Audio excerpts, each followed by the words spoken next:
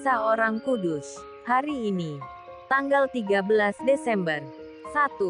Santa Lucia. Perawan dan martir. Kata cerita kuno.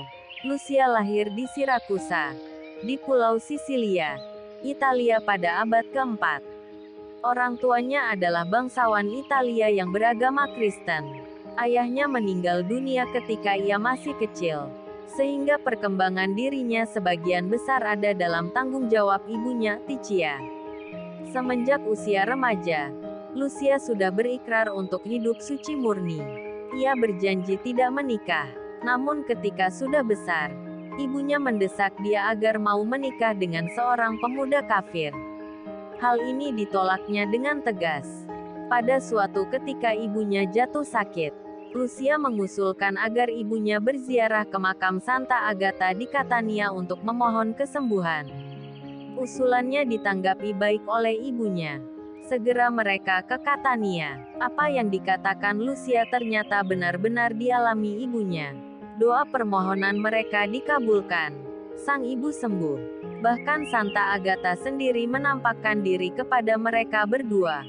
Sebagai tanda syukur, Lucia diizinkan ibunya tetap teguh dan setia pada kaul kemurnian hidup yang sudah diikrarkannya kepada Kristus. Kekaisaran Romawi pada waktu itu diperintahi oleh Diokletianus, seorang kaisar kafir yang bengis. Ia menganggap diri keturunan dewa, oleh sebab itu seluruh rakyat harus menyembahnya atau menyembah patung dewa-dewa Romawi. Umat Kristen yang gigih membela dan mempertahankan imannya menjadi korban kebengisan Diokletianus. Mereka ditangkap, disiksa dan dibunuh. Situasi ini menjadi kesempatan emas bagi pemuda-pemuda yang menaruh hati pada Lucia namun ditolak lamarannya. Mereka benci dan bertekad membalas dendamnya dengan melaporkan identitas keluarga Lucia sebagai keluarga Kristen kepada kaisar. Kaisar termakan laporan ini sehingga Lucia pun ditangkap. Mereka merayu dan membujuknya dengan berbagai cara agar bisa memperoleh kemurniannya. Tetapi Lucia tak terkalahkan. Ia bertahan dengan gagah berani. Para musuhnya tidak mampu menggerakkan dia karena Tuhan memihaknya. Usahanya untuk membakar Lucia tampak tak bisa dilaksanakan. Akhirnya seorang algojo memenggal kepalanya sehingga Lucia tewas sebagai martir Kristus oleh pedang seorang algojo kafir. Lucia dihormati di Roma, terutama di Sisilia sebagai perawan dan martir yang sangat terkenal sejak abad ke-6. Untuk menghormatinya, dibangunlah sebuah gereja di Roma. Namanya dimasukkan dalam doa syukur Agung Misa. Mungkin karena namanya berarti cahaya. Maka pada abad pertengahan orang berdoa dengan perantaraannya memohon kesembuhan dari penyakit mata. Konon, pada waktu ia disiksa, mata Lucia dicungkil oleh algojo-algojo yang menderanya. Ada pula cerita yang mengatakan bahwa Lucia sendirilah yang mencungkil matanya dan menunjukkan kepada pemuda-pemuda yang mengejarnya. Ia wafat sebagai martir pada tanggal 13 Desember tahun 304. Semoga kisah suci hidup Santa Lucia memberi peringatan kepada kita, lebih-lebih para putri kita yang manis-manis, supaya bertekun dalam doa dan mohon perlindungannya. 2. Santa Odilia atau Otilia, pengaku iman. Konon, Odilia lahir di Oppenheim, sebuah desa di pegunungan Vosges, Prancis pada tahun 660. Ayahnya, Adalric, seorang tuan tanah di daerah Alsace, ibunya bernama Breswindis. Odilia lahir dalam keadaan buta sehingga menjadi bahan ejekan tetangga yang sangat memalukan keluarganya. Ayahnya sedih sekali menghadapi kenyataan pahit ini. Ia merasa bahwa kebutaan itu sangat merendahkan martabat keluarganya yang bangsawan itu. Sia-sia saja semua usaha istrinya untuk meyakinkan dia bahwa kebutaan itu mungkin merupakan suatu kehendak Tuhan yang mempunyai suatu maksud tersembunyi bagi kemuliaannya. Siapa tahu anak ini di kemudian hari dapat menjadi berkat bagi orang lain. Adalric benar-benar bingung dan tidak sudi menerima kehadiran anak buta ini sebagai buah hatinya sendiri. Dia bahkan menghendaki agar bayinya itu dibunuh saja. Tak ada jalan lain bagi Ibu Breswindis kecuali melarikan puterinya yang malang itu ke suatu tempat yang aman demi keselamatannya.